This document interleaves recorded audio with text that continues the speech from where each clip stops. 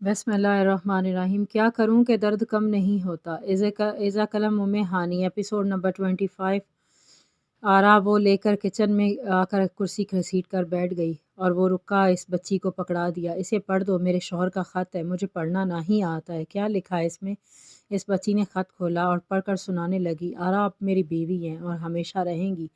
मैं अब्बा को मनाने की कोशिश करूँगा, वो मान गए तो आपको लेने आ जाऊँगा। अगर वो ना माने तो आपके साथ होने वाली मज़ीद ज़्यादतियों का कसूरवार ख़ुद को ठहराऊँगा कि मैंने मुहाफ़िज़ होते हुए भी आपकी हिफाजत नहीं की। काश कि मेरी मोहब्बत में इतना सादिक आ जाए कि मेरे सच्चे जज्बे मेरे रब को पसंद आ जाएं और वो हर बुरी नज़र और हर गैर महरम से आपको बचाए रखे, वरना क़यामत के दिन अल्लाह की बारगाह में जवाब दे आ रहा नहीं अब्दुल बासित होगा। मैं अपना पता लिख कर दे रहा हूँ। आप जब आप मुझे ख़त लिखेंगी मैं आपके पास आ जाऊँगा। ख़त के आखिर में एक पता भी लिखा था। और वो ख़त रोज़ इस बच्ची से पढ़वाती थी, इतना कि इसे खुद को अज़बर याद हो गया था। ख़त का एक एक हर्फ भी, वो घर का पता भी। अब वो बाकायदगी से नमाज़ पढ़ने लगी थी। रात के सजदे तवील होने लगे थे। इसे वहाँ रहते 1 महीना गुजरा था जब पहली बार किचन में काम करते हुए बेध्यानी से इस बेगम साहबा का शौहर अंदर दाखिल हुआ। फिर वही कहानी शुरू हो गई। माजी कब पीछा छोड़ता है। वो शख्स भी कोठे का गाहक था, आरा का मतमनी था। वो आरा को देख चुका था, लेकिन आरा ने इसे नहीं देखा था। अभी भी वो जहाने बेगम के कोठे से आया था, जहाँ मौत से खामोशी थी। जहाने बेगम का कारोबार तो आरा से ही चमकता था। कहाँ कहाँ नहीं ढूंढा था इसने आरा को। अब्दुल बासित को वो रोज़ कोसने देती थी। वो शख्स वहीं से पलट गया था। अपनी बीवी से पूछने लगा कि खाने के लिए नई नौकरानी कौन है। जब आरा का नाम सुना तो दूसरे रोज़ ही जहाने बेगम को अपने साथ ले आया। आरा किचन में मसरूफ़ थी जब जहाने बेगम ने पीछे से उसकी चुटिया खींची थी। क्यों री छोरी, क्या लगा था तुझे? तू जहाने बेगम से बच निकलेगी। वो कराहत लहजे से बोली। आती दर्द से कराहने लगी। अपनी किस्मत पर रोना आया। अम्मा छोड़ मेरे बाल। आरा ने अपने बाल छुड़वाने चाहे, लेकिन जहाने बेगम इसे चुटिया से पकड़े ही बाहर लेकर गई थी। इसे घर लाकर बहुत मारा था, इतना मारा कि चेहरा नीलो नील हो गया कर दिया। ये सब देखकर बाकी लड़कियों का खून खुश्क हुआ था। जब अपनी सगी बेटी के भाग जाने पर वो ये हशर किया है तो उनका तो शायद कत्ल ही कर दे। कमीना कुरान उठाकर लेकर गया था, वापस भेज दूंगा। झूठा मुनाफिक कहीं का, और तू भी धोखेबाज निकली। कुरान पाक इसने उठाया था, मैंने नहीं। और खबरदार अम्मा, जो तूने ऐसे झूठा मुनाफिक कहा तो इसने चांद की 10 से पहले मुझे भेज दिया, लेकिन मैंने रास्ता अलग कर लिया। मुझे नहीं बनना वैश्या। आरा रोते हुए बोली। तो कहा मौलानी बनेगी। 4 दिन इस हरामजादे के साथ क्या सो लिया, तेरी जहान बदल गई।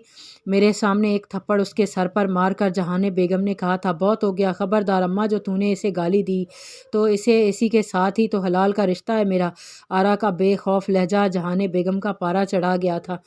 देख आरा, इतना मेरे सामने अकड़ेगी तो खून पी जाऊंगी तेरा। 15 दिन से वो फिल्म का डायरेक्टर चक्कर लगा रहा है, तैयार रहना, शाम को मिलने आएगा तो इससे। जहाने बेगम की बात सुनकर वो चंगाड़ कर बोली, मना कर दे इसे, मैं ना ही जाऊंगी इस कमीने के साथ। लफ्ज़ आरा अभी मुंह में से अदा ही हुए थे जब जहाने बेगम ने फिर से इसे थप्पड़ से नवाजा था। अगर दोबारा ऐसी अकड़ दिखाई तो दिन रात तेरे कमरे के से मर्द ना ही निकलेंगे। ये तो तुझे पर बीवी का और इज्जत का बुखार चढ़ा है ना, 2 दिन में उतर जाएगा। आरा बेबसी से रो दी। हज़ार इख्तलाफात बेईमानी थे, बगावत करने वालियों की सज़ा बड़ी सख्त होती है। वो डायरेक्टर शाम को आया था, लेकिन आरा के चेहरे को बिगड़ा देखकर जहाने बेगम को घूरने लगा।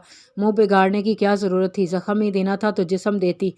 एक इसका चेहरा ही तो क़यामत ढाता है, इसे भी बिगाड़ के रख दिया। अली हमज़ा कोफ्त भरे लहजे से बोला, बस गुस्से में क्या पता चलता है कहाँ लग रही है। जहाने बेगम ने लहजा मतवाजन रख कर कहा था, अगले हफ्ते आऊँगा मैं और कल से एक उस्ताद को भेजूँगा इसके पास। वो इसे साफ़ बोलना और लिखना सिखा देगा। लाखों लगाने हैं मैंने फ़िल्म में और मुझे वो फ़िल्म हिट चाहिए। वो सख्त लहजे से कहता हुआ चला गया। अगले रोज़ एक नौजवान नहायत शरीफ और साफ़ का मालिक इसके कोठे पर आया था। चेहरे से नागवारी साफ ज़ाहिर थी कि जगह इसे सख्त नापसंद है। कौन है तू बाबू? नीलो ने इससे पूछा था। मुझे अली हमज़ा ने भेजा है, किसी लड़की को उर्दू पढ़ानी है, लिखानी सिखानी है। हारून रशीद ने नज़रें झुकाए कहा था, अच्छा तू आरा का उस्ताद है तो बैठना यहाँ, मैं बुलाती हूँ इसे। नीलो इसे तख्त पर बैठने का इशारा करके चली गई। नीलो कमरे में आई तो आरा मसल्ले पर बैठी दुआ मांग रही थी। सफ़ेद पटे में बस इसका चांद जैसा चेहरा ही दिख रहा था। आरा, वो आया तेरा उस्ताद तुझे उर्दू सिखाने। आरा ने जायनमाज साइड पर रखा और बाहर आ गई। नहायत शरीफ सा नौजवान था, नज़र उठाकर भी नहीं देख रहा था। उर्दू का कायदा आरा ने 10 दिन में अर्ज़बर याद किया था। बड़ी दिलजमी से वो ज़्यादातर लिखने पर तवज्जो देती थी, बोलने पर इतनी नहीं देती थी। मैं 10 दिन से आपको कह रहा हूँ, ना ही नहीं होता है, लेकिन आप हैं कि ज़रा सी कोशिश ही नहीं करती ठीक बोलने की। तुझे समझ आ गया ना कि दोनों का मतलब एक ही है, तो आरा का मगज काहे खा रहा है? आरा ने घूरते हुए कहा। फिर वही मगज बहन, मेरी मगज नहीं होता, मगज़ होता है। हारून रशीद 10 दिन में ही आखिरी हद पर आ चुका था। क्या कहा तूने? आरा ने मुस्कुराकर उसकी तरफ देखा। गुस्सा जैसे ख़त्म हुआ था। मगज़ मगज़ ना के मगज। वो चिढ़कर बोला। ना ही रे, ये ना ही तूने मुझे बहन कहा। आरा ने लफ्ज़ बहन जमा कर कहा। हाँ तो और क्या कहूँ? हारून रशीद मुतज़ब्ज़ब सा हुआ था। पहली बार किसी ने आरा को बहन कहा है। चल, इसी खुशी में आरा तुझे अपने हाथ की चाय पिलाती है। वो चुटकी बजाकर खड़ी हुई। कोई ज़रूरत नहीं है, बैठें इधर।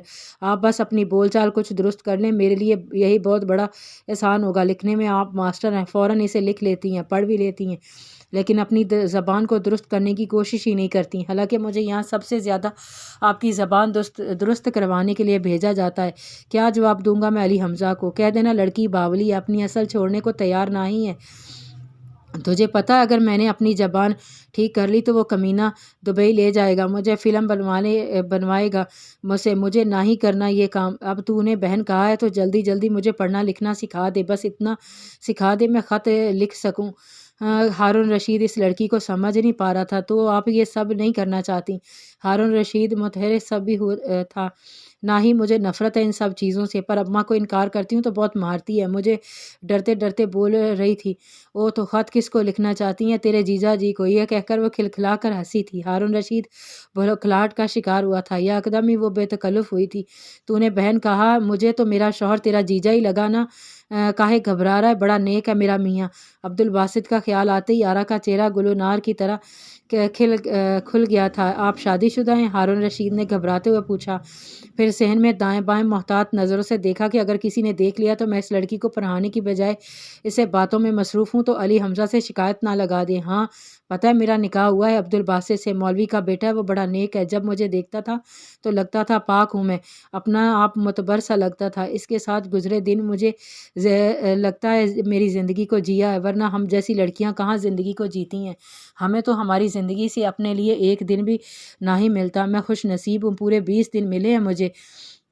आरा की ज़िंदगी से रिमझिम बरसात यही थी, तो इसने छोड़ क्यों दिया? आपको साथ देना चाहिए था ना इसे। हारून रशीद को दुख सा हुआ था।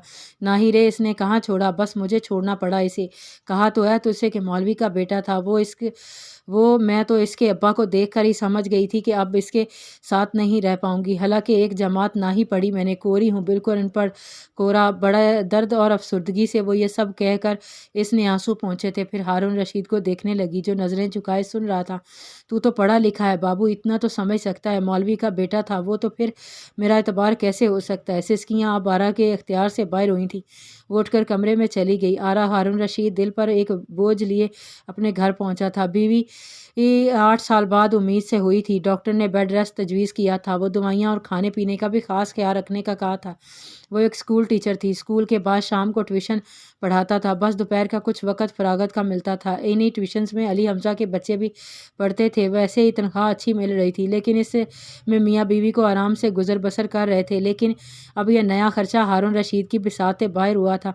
इसलिए इसने अली हमज़ा से कहा कि अगर कोई अच्छा सा घर हो तो ट्यूशन लगवा दे, इसकी बीवी की दवाइयाँ और इलाज ज़रा महंगा है। अली हमज़ा ने आरा को सिर्फ उर्दू पढ़ाने की फ़ीस इसे इतनी दे दी कि वो इनकार नहीं कर पाया था। फिर ज़रूरत भी ऐसी थी, इनकार की गुंजाइश नहीं थी। जब पता चला कि बाज़ार हुस्न जाना है तो मुतज़ब्ज़ब सा हुआ था और अब परेशान था कि वहाँ रहने वाली ऐसी लड़की से मिलकर आ रहा है जो वहाँ रहना नहीं चाहती मगर रह रही थी। एक पाकीज़ा ज़िंदगी की ख्वाहिशमंद थी, लेकिन जी नहीं सकती थी। लुट गई, बर्बाद हो गई। मैं कहीं मुँह दिखाने के काबिल नहीं रही। इसी बात का तो मुझे डर था। मेरा कसूर क्या था? हया रोते हुए बोल रही थी। कोई तस्वीर वायरल नहीं हुई तुम्हारी, ये तुमने हमेरा को भेजी थी, इसी से मुझे मिली नहीं। ارتضیٰ کی بات کر کے حیا نے نافہمی انداز سے اسے دیکھا تھا۔ میں کیوں ہمارا کو بھیجنے لگی؟ میں تو اپنے موبائل سے ڈیلیٹ میں نے کی تھی۔ اور وہ پھر سے رونے لگی تھی۔ پھر ہمارا کے پاس کیسے آئیں؟ ارتضیٰ نے سوال کیا۔ وائرل ہی ہوئی ہوں گی، وہ اسے چھوڑو گی نہیں، اس نے برباد کر دیا مجھے، میرا قصور کیا تھا؟ حیا غصے اور کرب کے ملے جلے جذبات سے بول رہی تھی۔ کون تھا وہ؟ آذر حمدانی، انجان سا نام تھا یہ ارتضیٰ کے لیے۔ کون آذر؟ وہی جو اس دن میرے پیچھے پڑا تھا۔ میں نے آپ سے مدد مانگی تھی جب میری گاڑی خراب ہوئی تھی، آپ نے مارا بھی تھا اسے۔ حیا کے یاد دلانے پر اسے یاد آیا کہ یہ واقعی ارتضیٰ کے گمان میں بھی نہیں تھا۔ وہ آوارہ سے لڑکے جو اس دن تمہارا پیچھا کر رہے تھے وہ تمہیں کالج میں کہاں مل گئے؟ ارتضیٰ کو اب بھی یقین نہیں آ رہا تھا۔ فائنل ایئر میں پڑھتا ہے وہ، اس کا باپ بہت بڑا سیاسی پارٹی کا ممبر ہے، بہت نامی گرامی۔ آپ نے اسے مارا تھا اسے۔ وہ تب سے اسی طاق میں تھا کہ شاید بس میں اور آپ ہی انجان تھے، ہم بھول گئے، لیکن وہ نہیں بھولا تھا۔ بہت برا شخص ہے وہ، کوئی اسے پکڑ نہیں سکتا، کوئی اس پر کیس نہیں کر سکتا، یہاں تک کہ میرا باپ بھی نہیں۔ وہ پھوٹ پھوٹ کر رونے لگی تھی۔ حیا مجھے پوری بات بتاؤ، کیا ہوا تھا؟ حیا کی الجھی باتیں ارتضیٰ کی سمجھ سے باہر تھی۔ حیا نے اپنے آنسو صاف کیے، پھر بتانا شروع کیا جیسے آپ وہ واقعہ بھول چکے تھے۔ میں بھی بھول چکی تھی، لیکن اس کی شکل نہیں بھولی تھی۔ دوسری بار میں نے اسے اپنے سرکل میں ہی ہونے والی ایک پارٹی میں دیکھا، وہ اسی کے باپ نے آرگنائز کروائی تھی۔ آغا جی بھی اس پارٹی کے ایک ادنی سے ممبر ہیں، لیکن خواہش ان کی بھی یہی تھی کہ وہ اس سے تعلقات بڑھا سکے تاکہ سیاست میں آغا جی کے پیپر مضبوط ہو سکیں۔ میں آغا جی اور ممی کے ساتھ ہی گئی تھی، آغا جی کے ساتھ ہی کھڑی تھی۔ بہت سے لوگ وہاں ڈانس کر رہے تھے، سب ہی معمول سی بات سمجھی جاتی ہے ایسی محفلوں میں۔ ٹھیک ہے، میں اسی سرکل کا حصہ ہوں، لیکن یہ بھی سچ ہے کہ نہ میں نے کبھی شراب پی ہے، نہ کسی لڑکے کے ساتھ ڈانس کی ہے، بلکہ میری دوستی زیادہ تر لڑکیوں سے ہی رہی ہے۔ مجھے زندگی انجوائے کرنے کا شوق تھا، اس قسم کی عیاشیاں کرنے کا ہرگز نہیں۔ مجھے اس وقت بہت غصہ آیا جب وہ لڑکا بڑی بے باکی سے مجھے آغا جی کے سامنے میرا ہاتھ پکڑے مجھے گارڈن میں لے گیا، جہاں دھیمے سروں میں سب ڈانس کر رہے تھے، اور میرے ساتھ زبردستی ڈانس کرنے کی کوشش کرنے لگا۔ مجھے اس کا ساتھ برا لگ رہا تھا۔ میں جتنا اس سے خود کو چھڑوانے کی کوشش کر رہی تھی، وہ اتنا ہی میرے قریب ہو رہا تھا۔ اسے دیکھا مجھے لگا تھا کہ میں اسے پہلے دیکھ چکی ہوں، لیکن میں ٹھیک سے پہچان نہیں پائی۔ پھر میں نے مدد طلب نظروں سے آغا جی کی طرف دیکھا، لیکن وہ غصے کی بجائے مسکرا رہے تھے۔ مجھے اور بھی غصہ آنے لگا تھا آغا جی پر۔ آغا جی اچھی طرح جانتے تھے کہ مجھے یہ سب نہیں پسند، پھر کیوں میرے پاس نہیں آئے مجھے اس لڑکے سے چھڑوانے؟ ہٹو پیچھے، مجھے نہیں کرنا تمہارے ساتھ ڈانس۔ میں نے خود کو اس کی گرفت سے آزاد کرانا چاہا۔ کیسے چھوڑ دوں تمہیں؟ اس دن تو بھاگ نکلی تھی مجھ سے، اب دیکھتا ہوں کیسے بچتی ہو۔ وہ ترش لہجے میں مجھ سے کہہ رہا تھا۔ میں نے جب اسے پہچان لیا تو غصے سے اسے خود سے جدا کرنے لگی، لیکن وہ مجھے چھوڑنے کو تیار نہیں تھا، اس لیے میں نے اس کے منہ پر تھپڑ مار دیا۔ تھپڑ پڑتے ہی اس نے مجھے چھوڑ دیا، لیکن یہ تماشا آس پاس کے کئی لوگ دیکھ چکے تھے۔ وہ لڑکا غصے سے پاگل سا ہو گیا تھا۔ اسٹاپ دا میوزک، آذر نے چلا کر کہا۔ سب کچھ پل میں بند ہو گیا تھا۔ جو لوگ اپنے آپ میں مگن تھے وہ سب بھی اب ہماری طرف متوجہ تھے۔ پھر وہ میرے پاس آیا، میں بھی غصے سے بھری پڑی تھی۔ ہمت کیسے ہوئی تمہاری مجھے تھپڑ مارنے کی؟ تمہاری ہمت کیسے ہوئی مجھ سے زبردستی ڈانس کرنے کی؟ آئندہ مجھے ہاتھ لگانے کی کوشش بھی کی تو ایسا ہی تھپڑ اور ماروں گی، میں غصے سے بولی تھی۔ تو آغا جی فوراً اسے میرے پاس آئے تھے، ممی بھی میرے پاس پہنچ گئی تھی، آذر کے والد بھی اشتعال میں آغا جی پر برس پڑے تھے۔ سلمان، تمہاری بیٹی نے انسلٹ کی ہے ہماری، وہ بھکوا کر بولے تھے۔ میں معذرت خواہ ہوں، بچی ہے، ان چیزوں کی ابھی عادی نہیں ہے۔ اپنے آغا جی کے منہ سے سن کر مجھے اور بھی طیش آ گیا۔ ان کو کھری کھری سنانے کی بجائے آغا جی ان سے معذرت کر رہے تھے۔ سلمان، اس لڑکی کو بولو معافی مانگے میرے بیٹے سے۔ سب کے سامنے ہاتھ جوڑ کر آذر کے والد آنکھیں نکالے غصے سے بولے۔ آغا جی میرے پاس آ گئے۔ حیا، یہ کیا بدتمیزی تھی؟ چلو معافی مانگو آذر سے۔ میں معافی مانگوں اس سے، اس گھٹیا انسان سے؟ آپ کو پتہ ہے چند دن پہلے میری گاڑی خراب ہو گئی تھی، تب اس نے میرے ساتھ بدتمیزی کرنی چاہی تھی۔ وہ تو اچھا ہوا سر وہاں پہنچ گئے، اچھا منہ توڑا تھا اس کا۔ حیا کا سچ اس لڑکے کو اشتعال میں لے آیا تھا۔ Oh you shut up, damn it, دیکھ لوں گا تمہیں بھی اور تمہارے سر کو بھی۔ اس تھپڑ کا جواب تو تم کو ایسا دوں گا کہ دنیا دیکھے گی۔ آذر نے غصے سے بھری لال آنکھیں دکھاتے ہوئے کہا تھا۔ نہیں بیٹا دیکھو، غصہ مت کرو، حیا تم سے معافی مانگے گی۔ ابھی آغا جی نہ جانے کیوں اس کے آگے پیچھے بچھے جا رہے تھے، میں بھلا اس سے معافی کیوں مانگتی؟ او نو، معافی کا کوئی لفظ ہی نہیں ہے آذر حمدانی کی ڈکشنری میں۔ آغا جی کو یہ سب کہنے کے بعد وہ میرے سامنے کھڑا ہو گیا تھا۔ حیا، اب دیکھو کیسے میں تمہیں ساری دنیا کے سامنے بے حیا کرتا ہوں۔ سب کے سامنے اس نے مجھے کھلی دھمکی دی किसी ने इसे कुछ नहीं कहा। हालांकि वहाँ बहुत से कमिश्नर और पुलिस ऑफिसर्स भी शामिल थे, बहुत से वकला और जज भी, लेकिन सब की आंखें बंद थी। आगा जी ने उल्टा मुझे वहाँ सब के सामने बहुत डांटा और मैंने आगा जी से बातचीत छोड़ दी। और मैं पहले गुस्से में थी, इसलिए क्लास के लेक्चर ठीक से सुन और समझ नहीं पा रही थी। आपने पनिश किया तो भी मुझे वो और भी गुस्सा आने लगा था। ना जाने मैंने गुस्से में आपको क्या क्या कह दिया। फिर आपकी शिकायत आगा जी से भी कर दी। आप एक आम से टीचर थे, इसलिए मेरे आगा जी ने मुझे ये डांटने की बजाय कि मैं गलत हूँ, उल्टा आपको बुरा भला कहा। लेकिन जब आपने सबके सामने मुझसे माफ़ी मांगी, मुझे खुद पर अफसोस सा होने लगा। पूरी क्लास ने मुझसे बातचीत बंद कर दी थी। मैं अकेली कैंटीन में बैठी थी जब एक लड़की ने मुझसे कहा कि मुझे आप क्लास में बुला रहे हैं। पहले तो मुझे हैरत हुई, लेकिन फिर मैंने सोचा आपसे सॉरी कह दूंगी, लेकिन गलती मैंने की थी। लेकिन जैसे ही मैं इस क्लास में दाखिल हुई, किसी ने मेरे मुँह पर हाथ रख दिया। इसके बाद मेरे मुँह पर पट्टी बांध दी। वहाँ आज़र और उसके चंद आवारा दोस्त भी थे और वो कैमरा मैन भी, जिसने इस तमाशा लगाया था। पहले इस अज़र ने मेरे मुंह पर थप्पड़ मारा और उसके बाद हया रोने लगी। इसने अपने दोस्तों के सामने मेरे साथ रेप किया, उसकी वीडियो बनाई, फिर मुझसे कहा कि मैं आपके पास जाऊं और इस चीज़ का इल्ज़ाम आप पर लगाऊं, वरना वो मेरी वीडियो वायरल कर देगा। इसने सबसे पहले ये पिक्स और वीडियो मेरे नंबर पर सेंड की। फिर कहने लगा कि अगर मैंने आपको बदनाम ना किया तो मेरी शर्मनाक वीडियो वायरल कर देगा। और आपके पास आई थी, आपको बताना चाहती थी, लेकिन इससे पहले वो कैमरामैन वहाँ पहुँच गया और बात फैल चुकी थी। सब जमा हो चुके थे। आज़र सामने खड़ा तमाशा देख रहा था। मेरा जी चाहा इसका कत्ल कर दूं। बार बार वो अपना मोबाइल मुझे दिखा रहा था, इसलिए मैंने आपका नाम लिया, लेकिन आप बेकसूर थे। मैं आप पर केस नहीं करवाना चाहती थी। आपको बचाने के लिए मैंने आपसे निकाह किया था। मेरे पास कोई रास्ता नहीं था जिस पर मैं आपको बचा सकती। वो फूट फूट कर रोने लगी थी। ये सब तुमने मुझे पहले क्यों नहीं बताया? आप क्या कर लेते? आप कुछ नहीं कर सकते थे। इन लोगों का एक बाल भी बांका नहीं कर सकते थे। हम इनका अपनी रसवाई है, इज़्ज़त भी इससे ख़राब की और अब वीडियो भी वायरल कर दी। मैंने तो अपने मोबाइल से सब कुछ डिलीट कर दिया था। मोबाइल कहाँ है तुम्हारा? आपके पुराने घर में। अब मैंने आपको सब कुछ सच सच बताया है, कुछ झूठ नहीं बोला। प्लीज़ मुझे इस अजियत से आज़ाद करवा दें। मैं इस शख्स के गुनाह को अपने वजूद में पाल नहीं सकती। एक एक लम्हा मेरे लिए अजियत से भरा हुआ है। आपको अंदाज़ा नहीं है मेरी तकलीफ़ का। वो रो रही थी बेबसी से, कर्ब से। पहली बार इर्तज़ा ने हमदर्दी से इसके हाथ पर अपना हाथ रखा। तुम चुप हो जाओ, हमेरा इस वक्त मरी में ही है। मैं कल मिलूँगा इसे और यहाँ भी ले आऊँगा। मुझे किससे नहीं मिलना। हया, इस वक्त तुम्हें आराम की ज़रूरत है, सो जाओ। हम सुबह बात करेंगे। इर्तज़ा का लहजा नरम था। नहीं, मुझे अब कोई बात नहीं करनी है। आप सुबह मुझे हॉस्पिटल लेकर जाएंगे, मुझे इस अजियत से रिहाई दिलवाएंगे।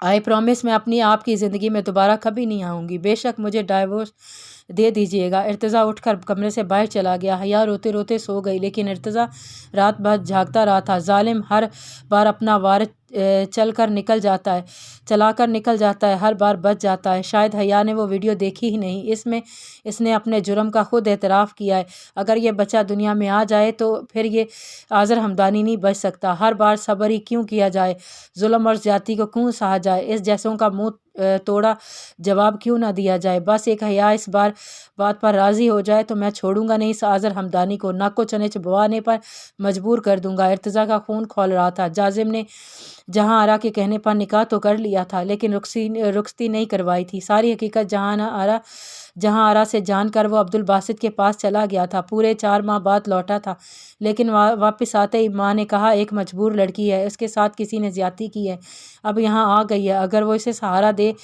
तो वो इस गुनाहों की दलदल से बच जाएगी। जाजिम ने कोई सवाल नहीं किया था, ना तानिया के बारे में कुछ पूछा था। अम्मी, अगर वो आपको पसंद है तो मुझे कोई एतराज़ नहीं। बेशक अभी निकाह पढ़वा दें, लेकिन रुखसत करवा के अभी नहीं ले जाऊंगा। बस एक ज़रूरी काम कि वो कर लूँ, फिर ले जाऊंगा। जाजिम की फर्मा बरदारी पर कुछ देर वो बेटे को देखती रह गई। फिर कुछ तवक्कुफ़ के बाद बोली, ठीक है, मुझे कोई जल्दी नहीं, बस वो तेरे निकाह में होगी तो इसे कोई ना ही कहेगा, वो अमानत होगी तेरी। निकाह के बाद जहाँ आरा ने बहुत कहा कि एक बार वो सोबिया से मिल ले, बात कर ले, देख ही ले, लेकिन जाजिम ने नहीं माना था। आपको पसंद है, बस काफ़ी है मेरे लिए। काबिल इज़्ज़त, हमेशा काबिल इज़्ज़त और मेरी पूरी मोहब्बत की हकदार होगी। आपको कभी मुझसे शिकायत नहीं होगी। बेड से टेक लगाए वो तानिया को सोते हुए देख रहा था। بچے کی شاپنگ کرتے ہوئے کس کو دیکھا تھا اس نے؟ پہلی بار سوتے ہوئے اس نے کسی شمس کا نام لیا تھا، ورنہ شادی کے شروع میں ڈر کر اٹھتے ہوئے دانیال کو پکارتی تھی، لیکن وقت کے ساتھ ساتھ اب اسے صرف جازم کا ہی خیال رہتا تھا۔ بھول گئی تھی وہ اپنی گزشتہ زندگی کو۔ جازم کی مسلسل توجہ اور محبت کا نتیجہ تھا کہ ایک دن اس نے اپنی اور دانیال کی ہر بات اسے بتا دی تھی۔ تانیہ کی جتنی کہانی اسے یاد تھی وہ سب اسے سنا چکی تھی، لیکن اس سے پہلے وہ کیا تھی وہ اب بھی انجان تھی، لیکن اب جازم کے ساتھ خوش تھی۔ اس کا ہر کام وہ خود کرتی تھی، اسے کیا پسند ہے کیا ناپسند ہے اسے ہر چیز کا پتہ تھا۔ 1 سال گزرنے کے بعد جب وہ تانیہ کو چیک اپ کے لیے لے کر گیا تو ڈاکٹر کی بات پر اسے یقین نہیں آ رہا تھا کہ وہ خوشخبری بھی اس کی زندگی میں آ سکتی تھی، ورنہ ڈاکٹرز کو امید نہیں تھی کہ جتنی تانیہ کے ابارشن ہو چکے ہیں وہ شاید ماں بن ہی نہ پائے۔ جازم بھی دل کو سمجھا چکا تھا کہ زندگی شاید اس نعمت سے محروم ہی گزرے گی، لیکن تانیہ کو کبھی یہ احساس ہی نہیں ہونے دیا تھا کہ اس خواہش کو بھی اس نے دل میں دبا دیا ہے۔ لیکن جب ڈاکٹر نے بتایا وہ بے یقین تھا۔ تانیہ اس سے زیادہ خوش تھی۔ ڈاکٹر نے رپورٹس اس کے سامنے رکھتے ہوئے کہا، لیکن آپ کو بہت خیال رکھنا پڑے گا، ان کا ٹوٹلی بیڈ ریسٹ کروانا پڑے گا۔ آپ بے فکر رہیں، میں اس کا پورا خیال رکھوں گا۔ جازم کی مسرت کا کوئی ٹھکانہ نہیں تھا۔ اس کے بعد سے اس نے تانیہ سے پوچھ کر کھانا بنانا سیکھا تھا۔ پہلی بار چکن قورمہ بنا کر جب وہ کمرے میں کھانے کی ٹرے لے کر آیا تو پسینے سے شرابور تھا۔ کھانا تانیہ کے سامنے رکھ کر اس کے سامنے بیٹھ گیا۔ اف، مجھے نہیں پتا تھا کھانا بنانا اتنا مشکل کام ہے۔ توبہ، حال دیکھو کیا ہو گیا ہے میرا، تم کیسے اتنا کچھ کر لیتی تھی تانی؟ جازم نے اسے یوں دیکھا جیسے بہت مشکل کام تھا جو روز کرتی تھی، اپنے بگڑے حلیے کی طرف اسے متوجہ کر کے بول رہا تھا۔ تانیہ نے اس کے چہرے پر بہنے والے پسینہ اپنے دوپٹے سے بڑی لگاوٹ سے صاف کیا تھا۔ مجھے عادت ہے جازم، اس لیے کبھی محسوس ہی نہیں ہوا، اور مجھے سمجھ نہیں آتا یہ کھانا بنانے سے کیا ہوگا۔ کوئی فرق نہیں پڑتا، ڈاکٹر تو ہم خواہ کا شور کرتے ہیں، مجھے کچھ نہیں سننا، تم صرف آرام کرو، اپنی میڈیسن ٹائم سے لو اور میرے ہاتھ کے بدمزہ کھانے کھاؤ۔